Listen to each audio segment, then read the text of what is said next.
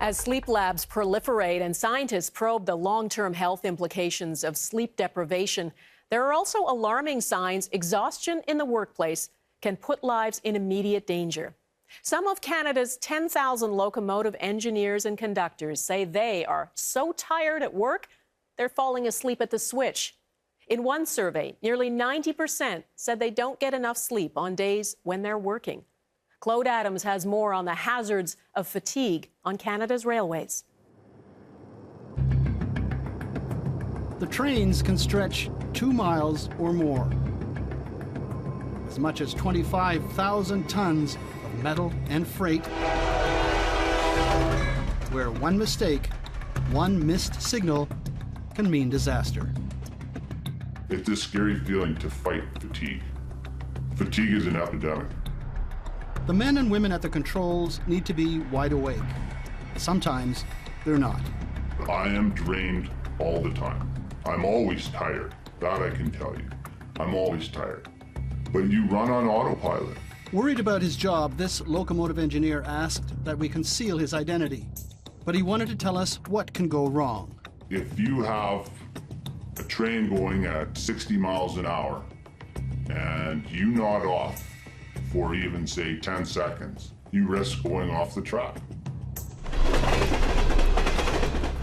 And in that 10 seconds of you falling asleep, when your conductor's falling asleep, you're now all over the ditch and you've wiped out a community. We're running on borrowed time. We're running on borrowed time. People like union official Don Ashley say there's a serious fatigue problem on the rails, an accident waiting to happen. The problem is a wildly erratic work schedule. 80% of our membership doesn't know when they're going to go to work next. They can't predict when they're going to go to work, so they can't adjust their sleep schedule. You know, they don't have any regular set hours of work, and they don't have any regular set scheduled days off to reset everything, so it just builds and builds and builds. Did I blow my whistle properly at that last crossing? Was I asleep when I went over that last crossing? Was that last signal a clear signal? Was it a stop signal? Where am I? I've worked in the railway for 31 years. You know about fatigue? I know about fatigue. I can remember operating a train and in an automatic sense, where you're operating the train, but you're not really there. On autopilot? On autopilot, yeah. You know, your reaction times and everything are compromised. There's such a level of fatigue out there that it was always a concern. Clint Marquardt spent 9 years with the Transportation Safety Board and investigated 30 rail accidents. I think that there's a great risk of an accident that will cause some serious consequences to Canadian public. The fatigue he's talking about is brought about not by too little sleep, but rather by irregular or poor quality sleep, the kind that scrambles the body's circadian rhythms. When you start working shifts all over the place, you have to sleep at all sorts of times during the day, which then desynchronizes those circadian rhythms. And when they become desynchronized, you're essentially in a perpetual state of fatigue. You cite an example of a worker who put in 28 shifts in a period of 30 days. I did, yes. That seems incredible. Well, what's even more incredible is those 28 shifts didn't start or finish at the same time once. Not once.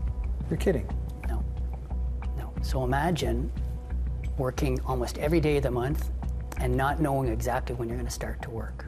The engineer in question, Marquardt says, was involved in a train-to-train collision that came at the end of that 28-shift month. That was 7 years ago, but fatigue on the rails is still a concern today at the highest levels of government. Mr. Speaker, 2016 marks the 30th anniversary of the Hinton, Alberta rail disaster. The accident occurred just outside of Hinton, almost 300 kilometers west of Edmonton. 26 people died, another 95 injured. Engineers' fatigue was identified as one cause of that tragedy. 30 years later, worker fatigue is still a major factor in derailments, including at Lac-Mégantic. How many more disasters before the minister finally takes action on engineer fatigue?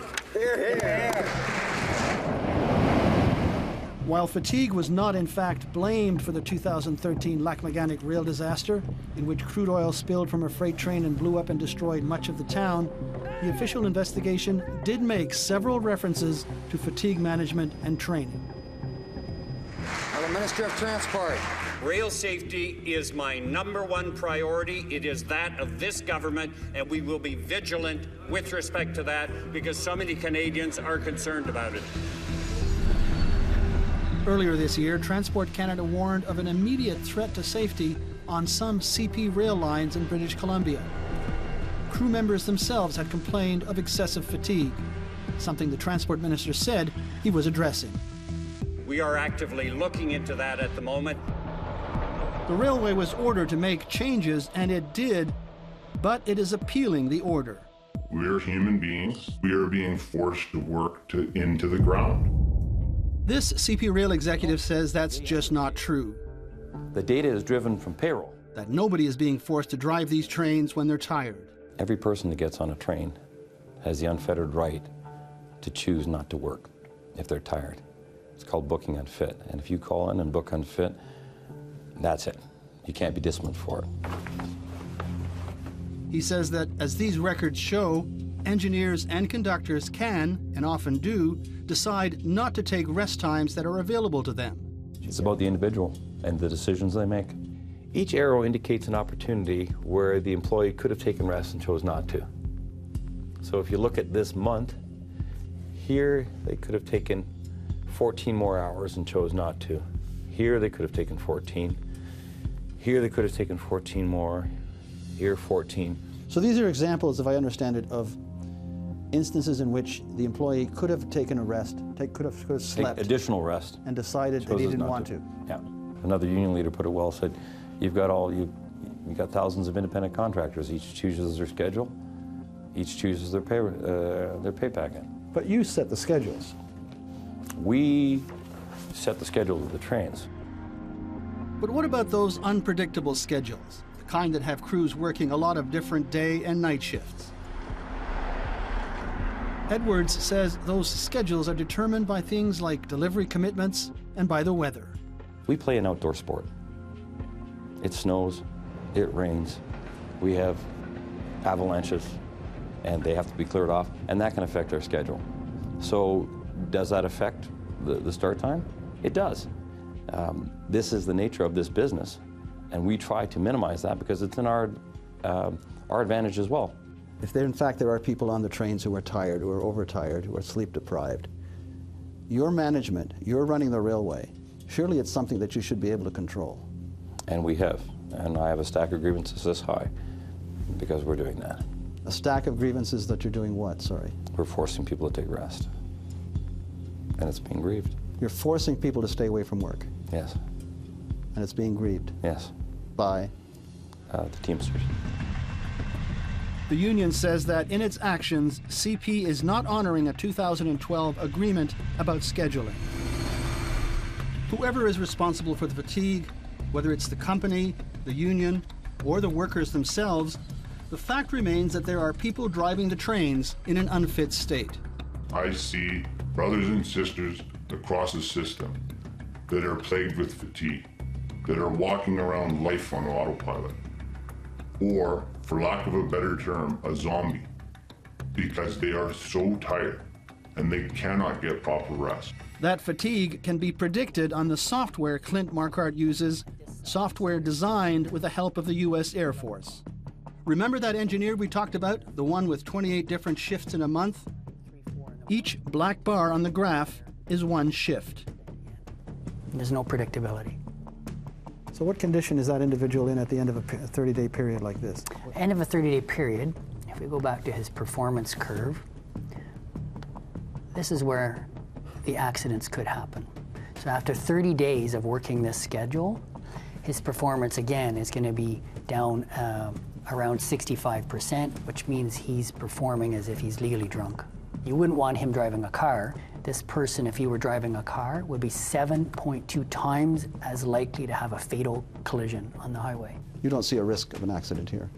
I think in any industry, whether they have shift work or not, there's always risks of accidents, and I think what you need to do is continually hone your systems to make them better, to reduce as much as possible those risks. I don't think there's anything in the world that's risk-free. Driving a locomotive is often said to be like driving a long-haul truck. Pressure of deadlines, fatigue, the need for vigilance. But Ashley says the engineer's job is much tougher. Truck drivers can pull over to the side of the road, get out and go for a little walk, stop at a rest stop, grab a coffee, splash some water on their face. When you're rolling down on a freight train at 50 miles an hour, there's nowhere to pull over and stop. There's nowhere to get out and walk around. So what do? You keep rolling? You keep rolling. You open the window, stick your head outside if you can, try and have a discussion with your coworker, just to try and stimulate yourself to keep moving.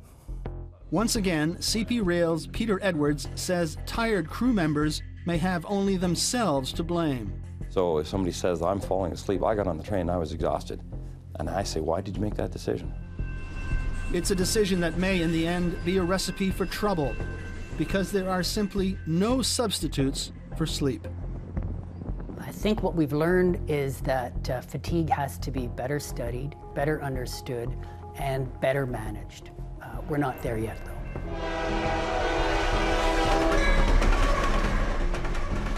It's a scary feeling. It's a scary feeling to fight fatigue.